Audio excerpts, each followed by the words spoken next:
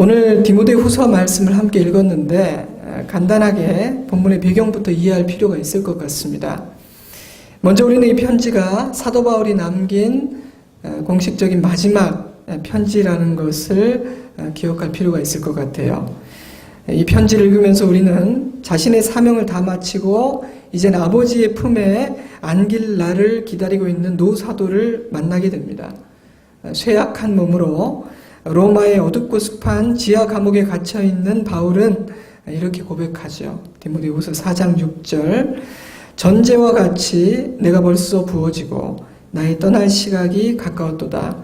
나는 선한 싸움을 싸우고 나의 달려갈 길을 마치고 믿음을 지켰으니. 18절, 주께서 나를 모든 악한 일에서 건져내시고 또 그의 천국에 들어가도록 구원하시리니 그에게 영광이 세세 무궁토록 있을지어다. 이 편지는 죽음을 앞둔 노 사도가 믿음의 아들 디모데에게 보내는 유언적인 그런 편지입니다. 또한 우리는 1절에 나타나는 말세라는 단어를 주목해야 합니다.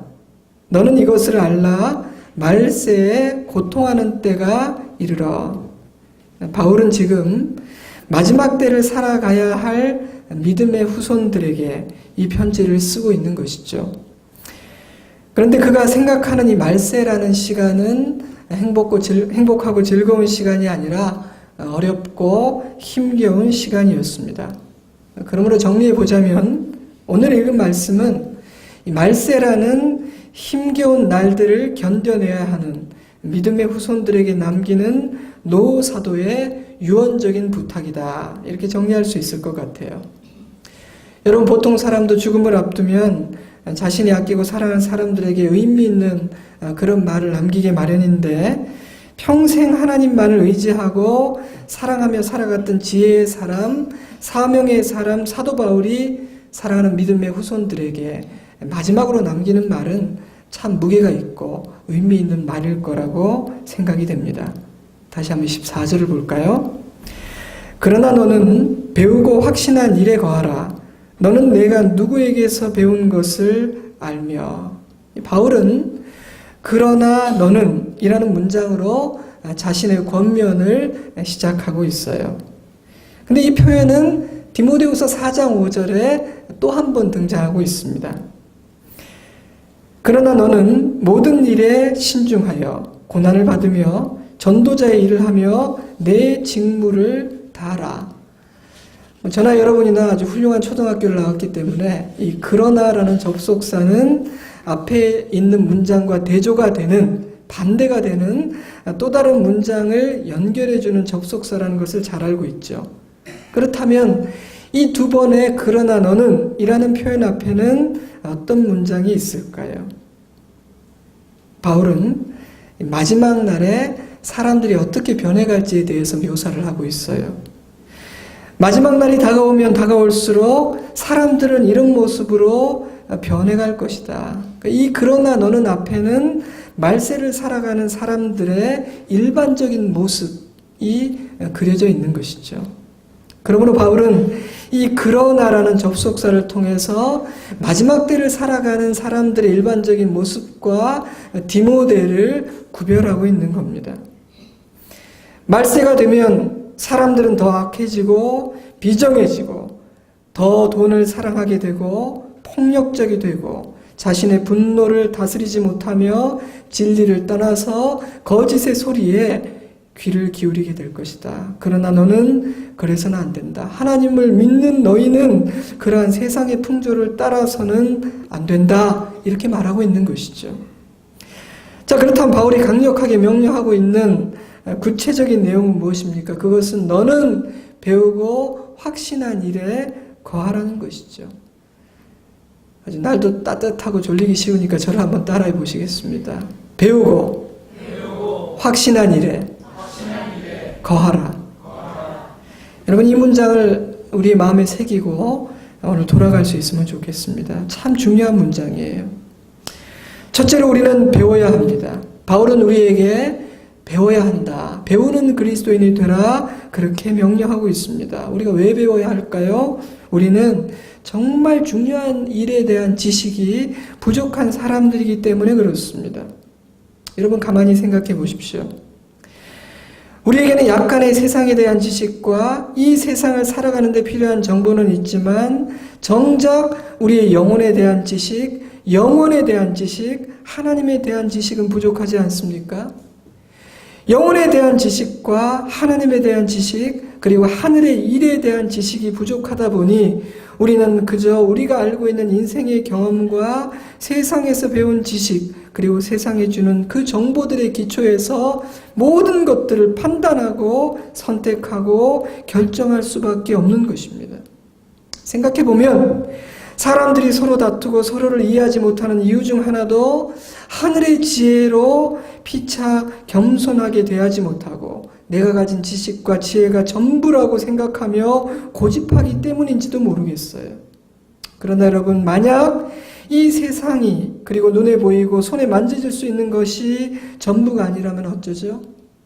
하나님이 안 계신 줄 알고 하나님을 염두에 두지 않고 살았는데 죽으면 모든 것이 끝나버리는 줄 알고 죽음 그 이후의 세계에 대해서 전혀 생각하지 않으며 선택하고 판단하며 살아왔는데 내가 그동안 내려왔던 선택과 결정들이 너무나 잘못된 지식과 너무나 잘못된 기초 위에서 행해진 것이라면 어떻게 하겠습니까? 지난 주간에 2번의 장례식이 있었습니다. 그 죽음들 앞에서 저는 삶과 죽음을 다시 한번 생각해 보았죠. 무엇이 진짜 중요한 것일까? 우리가 놓아버려도 되는 것과 절대로 놓아서 안 되는 것은 어떤 것일까를 생각해 보았습니다. 길지 않은 인생입니다. 그 짧은 인생을 허비하지 않기 위해서는 우리에게는 지혜가 필요하죠. 참된 지식이 필요한 겁니다. 그러므로 이 마지막 때를 살아가는 우리에게 참된 진리를 배우는 것은 너무너무 중요한 일입니다. 우리에게 배움이 필요한 또 다른 이유는 배움은 다음 단계로 넘어가는 중요한 기초가 되어주기 때문입니다. 바울은 배우고 확신한 일에 거하라고 명령했는데 우리는 배움을 통해서 참된 지식을 소유하게 되죠. 여러분, 지식이 없으면 확신하지 못합니다. 물론 확신하지 못한다면 그 안에 거할 수도 없겠죠. 그러므로 이 배운다는 것은 말세를 살아가는 그리스도인들에게 너무너무 중요한 일인 것입니다. 특별히 우리는 이 마지막 때의 중요한 특징 중에 하나가 거짓이, 온갖 종류의 거짓이 난무하게 될 것이다 라는 것을 기억해야 합니다. 듣지 않아도 되고 몰라도 되는 수많은 이야기들과 근거 없는 헛소문들, 그리고 작정을 하고 우리를 속이려고 하는 거짓 선생들의 거짓된 가르침들이 난무할 겁니다. 정보통신 기술의 엄청난 발달로 인해서 그런 세상의 소리와 소문들은 그 어느 때보다도 빨리 사람들에게 전파될 거예요. 옛날 같으면 3개월, 6개월, 1년이 지나야 나에게 들려올까 말까 하는 이유들이 거의 실시간으로 우리들에게 생중계가 되는 시대입니다. 여러분 생각해보면요, 이 기술의 발달은 인간의 삶의 질을 높여주기도 했지만 어둠의 영들이 더 빠르게, 더 효과적으로 역사할 수 있는 플랫폼을 제공해주기도 합니다. 굉장히 위험한 것들이죠. 때문에 그 어느 때보다 진리와 거짓에 대한 분별력과 지혜가 필요한 시대가 말세입니다. 내가 믿는 진리에 대해서 제대로 배우지 못한 사람은 쉽게 흔들리게 되고 거짓에 속게 되며 이 세상의 소리에 휘둘리게 될 것입니다. 바람에 나는 겨와 같이 뿌리 없이 이리저리 흩날리게 되는 것이죠. 사랑하는 성도 여러분, 하나님에 대해서 그리고 영적인 일에 대해서 무지한 것은 위험한 일입니다. 우리는 진리를 배우는 일에 열심을 내고 있습니까? 배움을 통해서 참된 그 지식 위에 우리의 인생이 굳건히 세워져 가고 있습니까? 자, 그런데 바울은요, 이 배움이라는 것에 대해서 이야기하면서 우리에게 중요한 2가지를 교훈하고 있습니다. 첫 번째는 무엇을 배워야 하는가라는 것인데 바울은 주저하지 않고 성경을 배워야 된다. 우리에게 그렇게 말하죠. 3장 14절, 그러나 너는 배우고 확신한 일에 거하라. 너는 내가 누구에게서 배운 것을 알며 또 어려서부터 성경을 알았나니. 바울은 지금 사람의 지혜, 이 땅의 정보, 지식을 배우는 일에 최선을 다하라고 말하고 있는 것이 아닙니다. 바울은 지금 우리에게 하나님의 말씀을 배워라, 성경을 배워야 한다 명령하고 있습니다. 그런데 여러분, 살기도 너무 바쁘고 알아야 되는 이 세상의 지식과 정보도 너무너무 많은 세상인데 우리가 왜 성경을 배우는 일에까지 열심을 내고 시간을 내야 할까요? 성경을 배운다는 것은 그럴 만한 가치가 있는 일입니까? 우리가 성경을 읽고 묵상하고 배워야 되는 이유는 무엇일까요? 그 첫 번째 이유는 성경에는 구원에 이르는 지혜가 있기 때문입니다. 3장 15절, 또 어려서부터 성경을 알았나니 성경은 능히 너희로 하여금 그리스도 예수 안에 있는 믿음으로 말미암아 구원에 이르는 지혜가 있게 하느니라.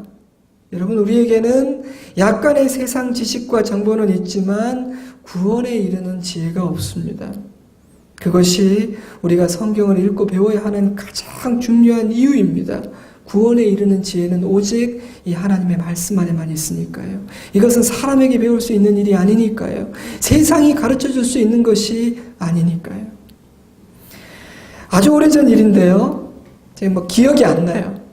기차인지 비행기인지 기억이 안 나는데 어디 여행을 제가 가고 있었는데, 출장을 가고 있었는데 그 당시에는 기차나 비행기에서 책을 빌려주는 서비스가 있었습니다. 제가 이번에 부산의 장례로 KTX를 타보니까 이제 그 서비스가 다 없어졌더라고요. 제가 거기 있는 책들 중에 한 권을 딱 들었는데 그 책의 주제가 부자가 되는 방법이었습니다. 여러분, 오해는 하지 마세요. 제가 부자가 되고 싶어서 눈이 뒤집혀서 읽은 게 아니고요. 제가 돈을 주고 살 가능성이 없는 종류의 책이기 때문에 궁금했어요. 어떤 내용이 있을까? 베스트셀러라고 하는데 요즘 사람들이 어떤 생각들을 하는가 궁금해서 읽었습니다.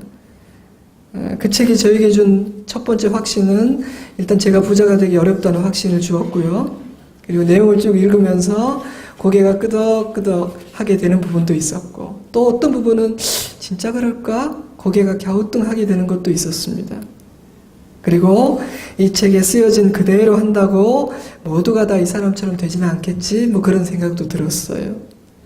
저는 그것이 이 세상 지식의 한계라고 생각합니다. 이 세상의 지식은 자신의 경험 안에서 말해주는 것이기 때문이죠.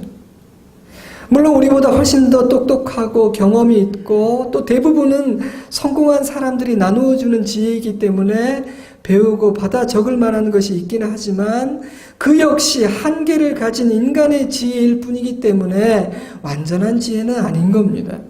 세상의 지혜는요, 특정한 시대에 특정한 상황 안에서 그것도 약간의 도움만 줄 수 있을 뿐이죠. 그러나 여러분, 성경은 하나님의 지혜를 담고 있습니다.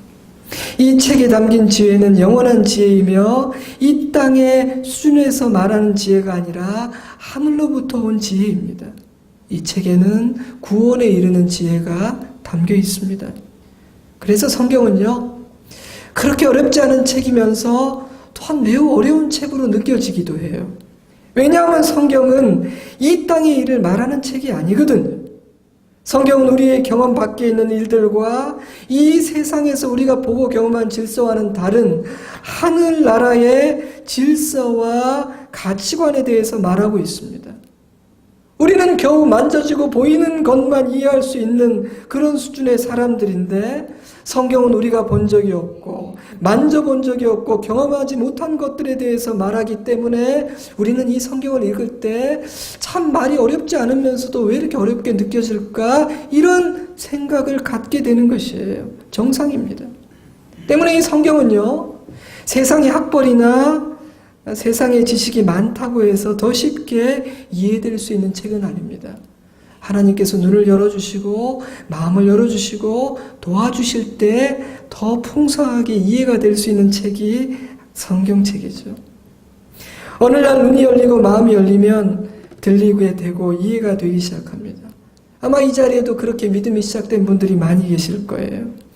어렵다고 생각되고 나하고 전혀 관계없다고 생각됐던 말씀들이 어느 날 갑자기 막 내게 주시는 말씀으로 와닿기 시작하는 그런 신비한 경험을 아마 여러분들이 해보셨을 거예요. 니고데모라는 사람이 있었습니다. 요한복음 3장 1절 바리새인 중에 니고데모라 하는 사람이 있으니 유대인의 지도자라. 바리새인이고 유대인의 지도자였으니 그는 성경을 알고 종교적 지식과 이해력을 가진 종교적인 지성인이었습니다. 그런데요, 이 니고데모가 예수님이 하시는 말씀을 도무지 알아듣지를 못했어요. 요한복음 3장 3절 예수께서 대답하여 이르시되 진실로 진실로 내게 이르노니 사람이 거듭나지 않으면 born again 하지 않으면 하나님의 나라를 볼 수 없느니라. 니고데모가 이르되 사람이 늙으면 어떻게 날 수 있사옵나이까?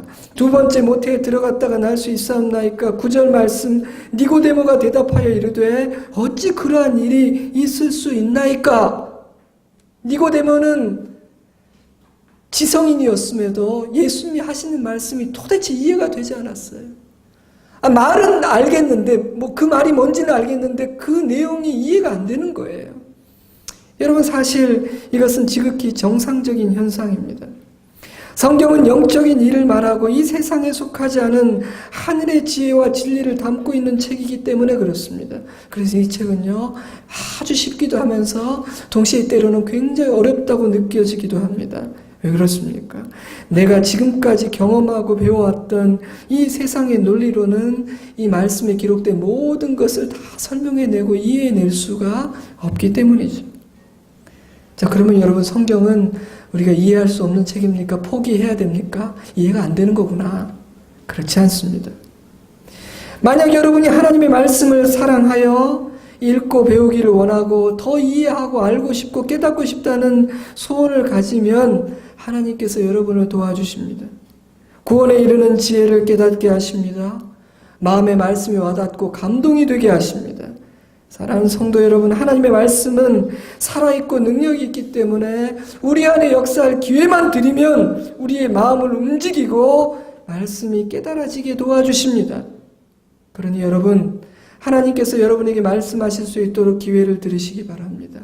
말씀을 읽으십시오.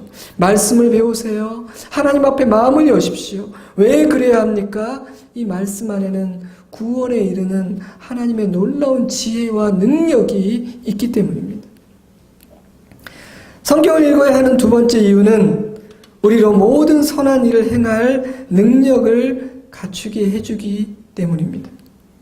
디모데후서 3장 16절 모든 성경은 하나님의 감동으로 된 것으로 교훈과 책망과 바르게 함과 의로 교육하기에 유익하니 이는 하나님의 사람으로 온전하게 하며 모든 선한 일을 행할 능력을 갖추게 하려 함이라. 여러분, 기독교는요, 이 세상의 것들은 허망하기 때문에 이 세상에서의 삶을 포기하고 오직 내세만을 바라보는 그런 삶을 살다고 이야기하지 않습니다. 현실을 도피하라, 가정도 직장도 다 팽개치고 속세를 떠나 산으로 들어가라, 그렇게 말하지 않습니다. 오히려 성경은 선한 일을 행하라, 어둠 가운데 빛을 비추고 썩어가는 세상이 썩지 않도록 세상에 들어가 빛과 소금이 되라고 가르칩니다. 17절을 다른 번역으로 살펴볼까요? 현대인의 성경, 이 책으로 하나님의 사람들은 온전하게 되어 모든 선한 일을 하기 위한 완전한 자격을 갖추게 됩니다. 현대인의 성경은 우리는 하나님의 말씀으로 말미암아 선한 일을 하기 위한 완전한 자격을 갖추게 된다고 표현했습니다. 영어로 equip이라는 단어는 가르치고 훈련을 시켜서 무엇인가를 할 수 있도록 준비시킨다는 것을 의미합니다. 헬라어 엑살티조 역시 완성시킨다, 갖추게 한다, 구비시킨다, 이런 뜻이 있죠. 즉 성경은 우리를 하나님의 선한 일을 행할 수 있는 사람으로 변화시킨다는 거예요. 그래서 성경에는 중요한 4가지 기능이 있습니다. 교훈하고 책망하고 바르게 하고 의로 교육하는 기능이 있습니다. 왜요? 선을 행할 수 없는 죄인을 선을 행하는 의인으로 변화시키기 위해서 성경에는 이런 능력이 있는 거예요. 이런 기능이 있는 겁니다. 사랑하는 성도 여러분, 왜 성경을 배워야 할까요? 선을 행하는 것 좋은 일입니다. 그러나 우리의 힘과 의지와 능력으로 선을 행할 수가 없기 때문이에요. 여러분, 인간은 세속적이고 쉽게 타락하죠. 사랑하기보다는 미워하는 일을 더 잘합니다. 이해하고 배려하고 품어주기보다는 질투하고 편가르고 차별하는 일을 인간은 훨씬 잘해요. 배우지 않아도 가르쳐주지 않아도 그 일은 잘합니다. 희생하기보다는 빼앗고요. 안아주기보다는 분풀이하는 일을 잘하는 존재가 인간입니다. 그런 우리가 어떻게 선한 일을 행하는 자가 될 수 있겠습니까? 그래서 성경을 배우라는 것이죠. 말씀 안에 거하라는 것입니다. 왜냐하면 성경은 우리를 온전하게 하고 선을 행할 수 있는 능력을 갖추게 하는 하나님의 능력이 되기 때문이죠. 여러분 그것을 믿으십니까? 그런 은혜와 그런 능력을 경험해 보셨나요? 저는 경험해 보았습니다. 제 자신이 경험해 보았을 뿐만 아니라 하나님의 말씀이 사람을 변화시키는 것을 많이 보았습니다.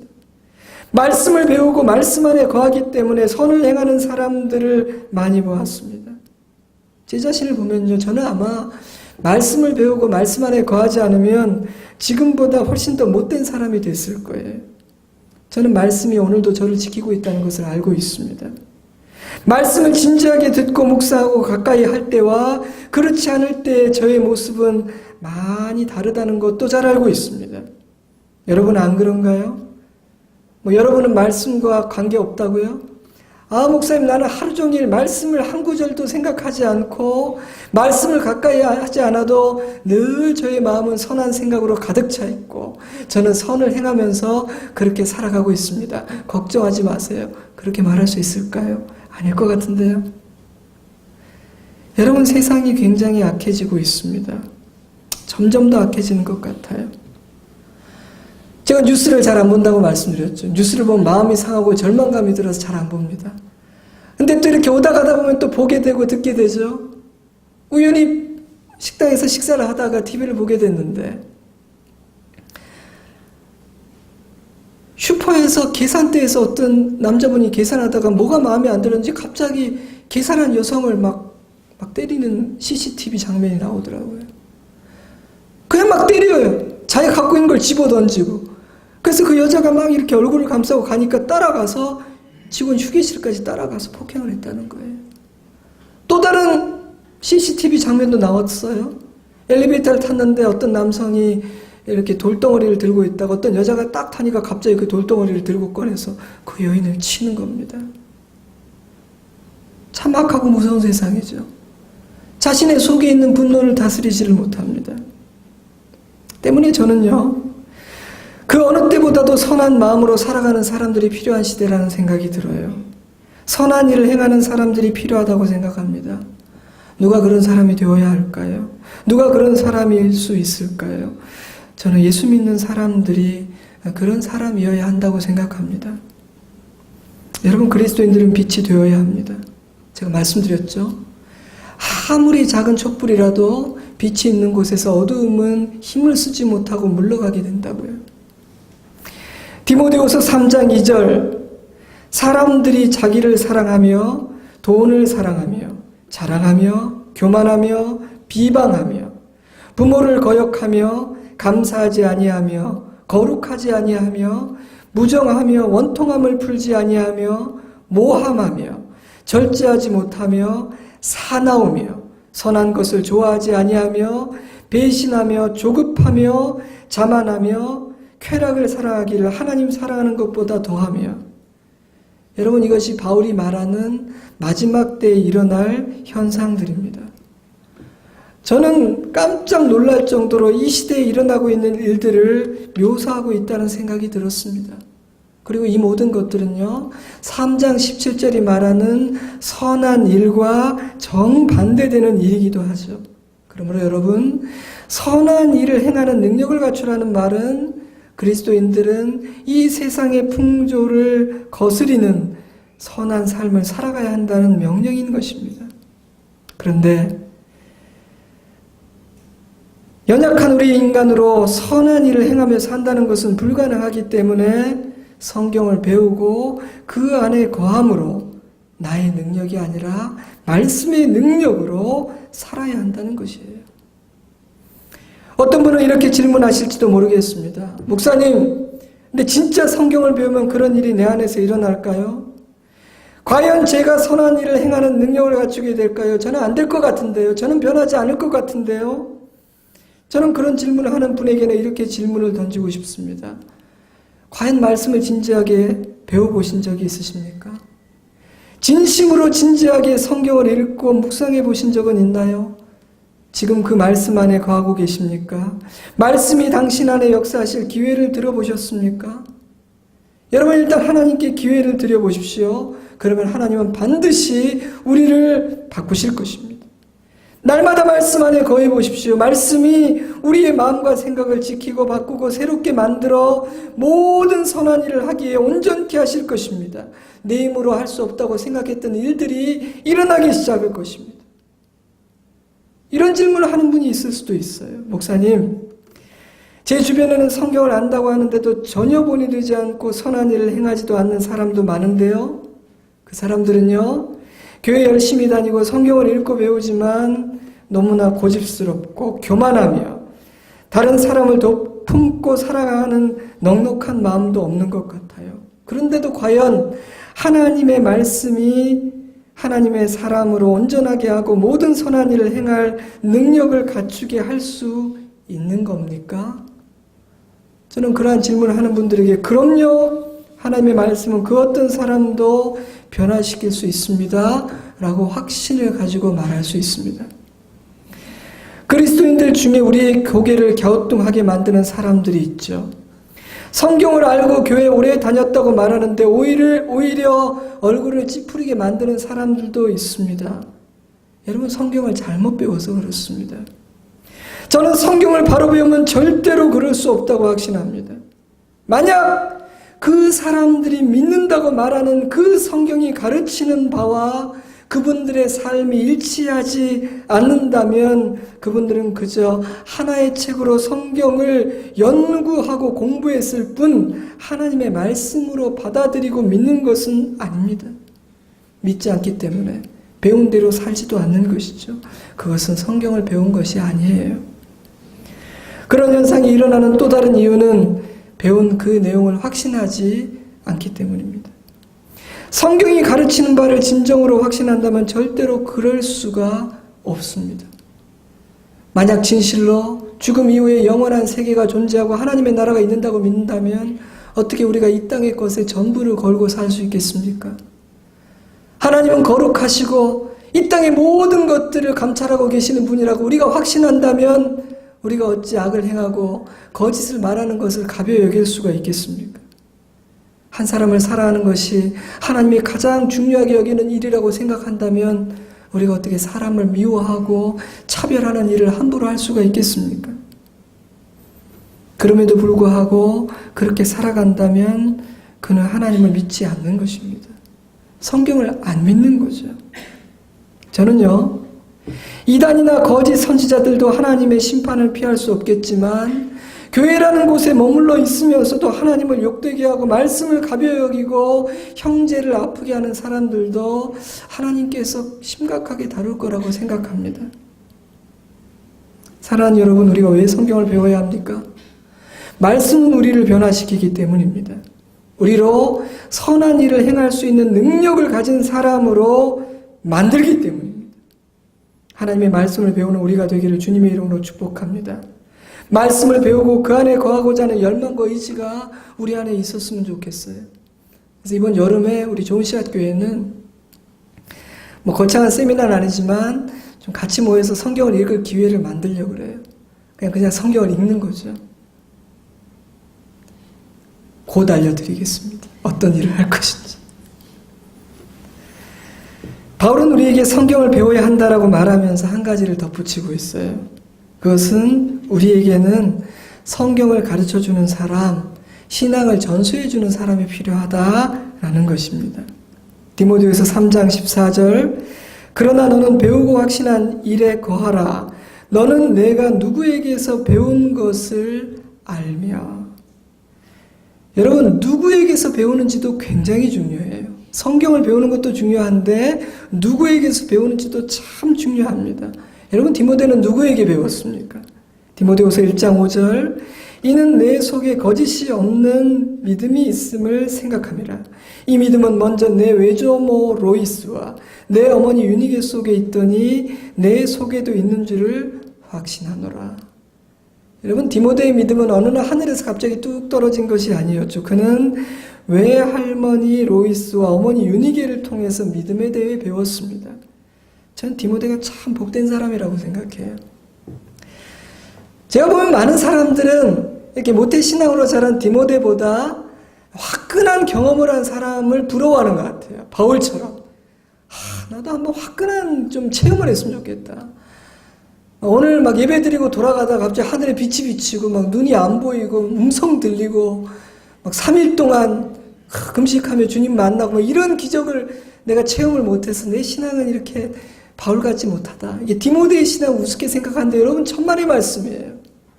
저는 디모데가 부러워요. 부모의 기도와 부모의 믿음을 보며 자란다는 것은 대단한 일입니다.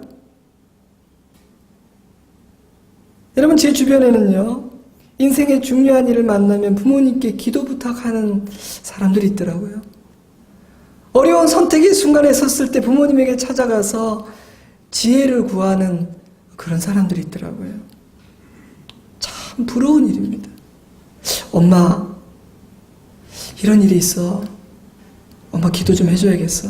엄마가 막 새벽 기도 가서 기도해줘요. 아빠, 회사에서 이런 어려운 일을 당했는데 참 지혜가 필요해. 내가 다른 사람 누구에게 지혜를 구하겠어. 아빠의 지혜를 좀 빌려주면 좋겠어요. 이거 얼마나 멋진 일입니까? 우리가 그런 부모가 되면 좋겠습니다. 자식이 우리에게 와서 기도를 부탁하고 자식이 우리에게 찾아와서 지혜를 구하는 부모가 됐으면 정말 좋겠어요. 찬송가 234장. 나의 사랑하는 책 비록 헤어졌으나 어머님의 무릎 위에 앉아서 재미있게 듣던 말 그때 일을 지금도 내가 잊지 않고 기억합니다. 우리 자녀들이 이 찬송을 부를 때 자기 엄마 아빠를 생각할 수 있으면 정말 좋겠어요. 여러분, 부모의 가장 중요한 책임은요, 진리를 가르치는 겁니다.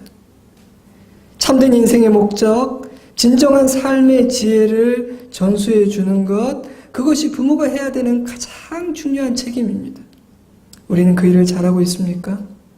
가끔씩이라도 우리의 자녀들과 그런 주제로 대화를 나누고 있습니까? 혹시 평소에 그런 얘기 전혀 안 하다가 가끔씩 교회 나가라고 윽박 지르고 막 그런 것만 하고 있는 거 아닙니까? 괜히 반감만 커져요. 나가려고 딱 했는데 그러면 더 안 나가요. 안 그래도 나가려고 그랬는데 안 나가. 여러분, 영적인 지혜를 전수하고 있습니까? 물론 이 시대의 자녀들에게 신앙을 전수하고 하나님을 가르친다는 것은 결코 쉬운 일이 아닙니다. 변명할 거리들도 많겠죠. 그러나 포기하지 마세요. 핑계대지도 마십시오. 자녀의 신앙교육이 쉬웠던 시대는 없었으니까요.